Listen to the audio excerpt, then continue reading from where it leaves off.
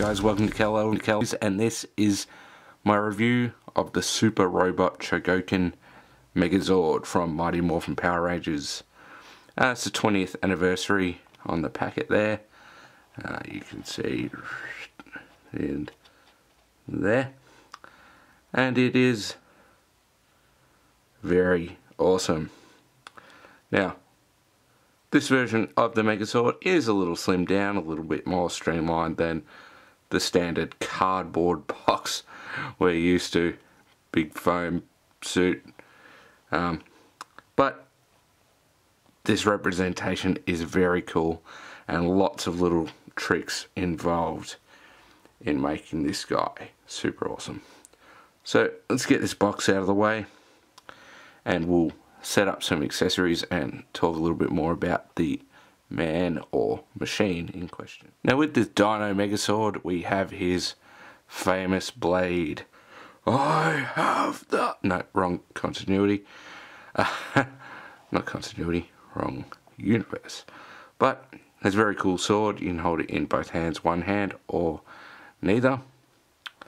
And he also comes with some open hands which give the Megazord more dynamic posing options than it ever had in the show.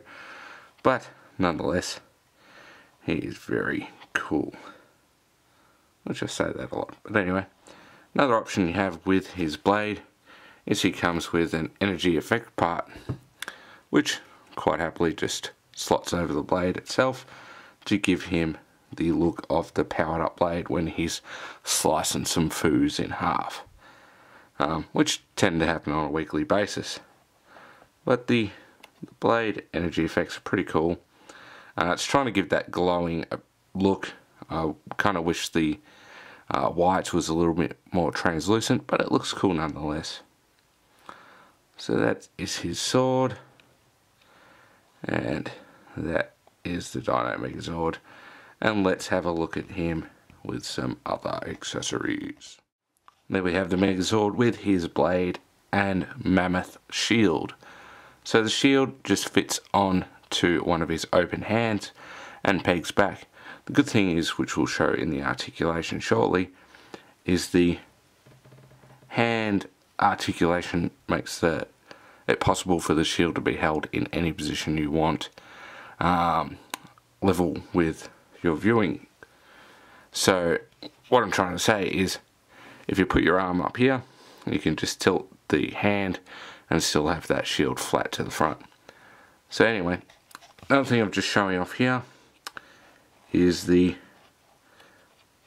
foot articulation, which you can't quite see, but that heel is off the ground and is balancing right on his toe.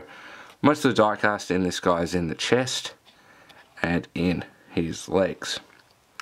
So what that means is he's nice and stable down the bottom and very weighty. So we'll get these accessories out of the way. I just want to show you the articulation and all the jointing system on this guy. Alrighty guys, so for articulation he has lots. The head is on a ball joint at the bottom of the neck there, and also on the head. And he also has a bit of like a hinge. So lots of wiggle in the head. You can see a bit of movement in the body.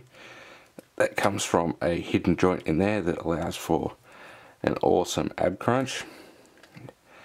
No real back movement, just a crunch forward and tilts to the side. Now, he has a very minor waist swivel. Not a lot at all though. So don't try and force that, just due to the blocky nature of his waist. We'll just zoom in a little bit there.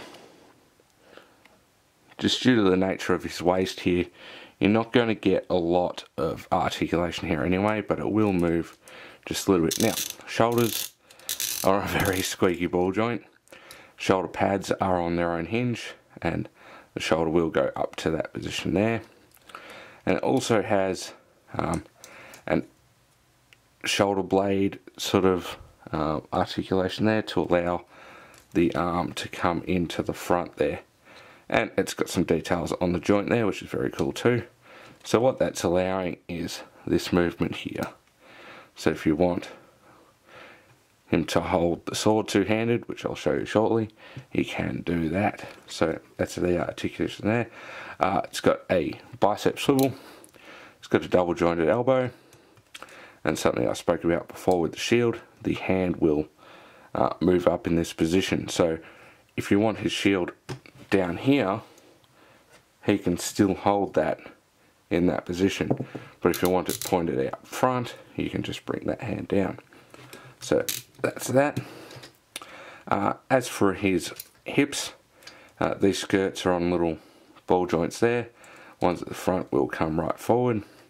He has them figure art hips that will drop down a little bit to allow for more motion in each direction. So hip is not too bad. Has a thigh swivel, double jointed knee which will go very, very deep. That is on both legs. So double joint there, and it just reveals some details in there so it doesn't look too terrible. Another cool thing on this guy is the ankles. So what we've got here, once we can focus in, you can tilt and rock these a little bit, but then you can extend that down and get a lot more movement out of it. But what you can do is pull that toe and get a really deep position for that, which again I'll show you how you can use that in practicality. Now this ankle will do the same, will pull out, allow a greater range of movement, but what they've done here is you can flop that back and that forward, and that gives him a bit of a faux heel. So that's very cool as well, and it helps to put the head down first and then the foot up, and then we have that.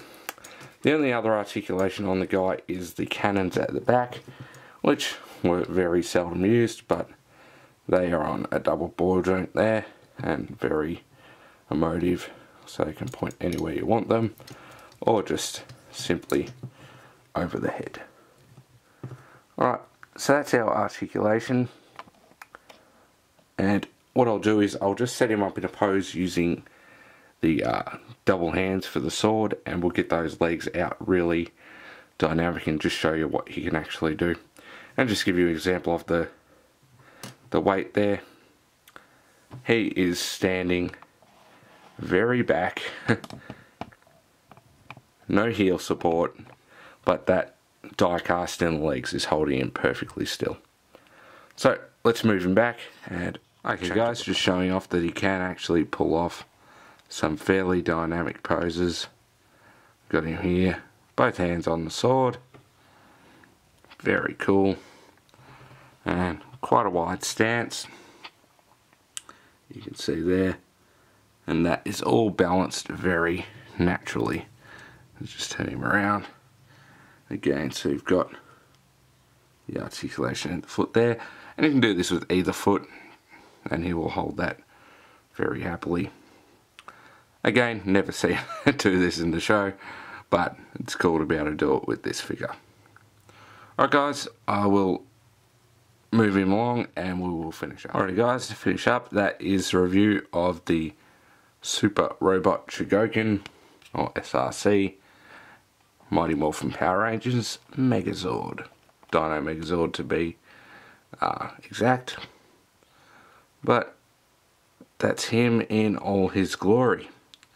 So again, I just get him in a little bit more dynamic pose. Again, just take a little bit of time to get those poses where you want them, but overall not too difficult. Do I recommend picking him up? If you can get him for about 50 bucks, highly. That's about what I paid for him, and he is definitely worth the money.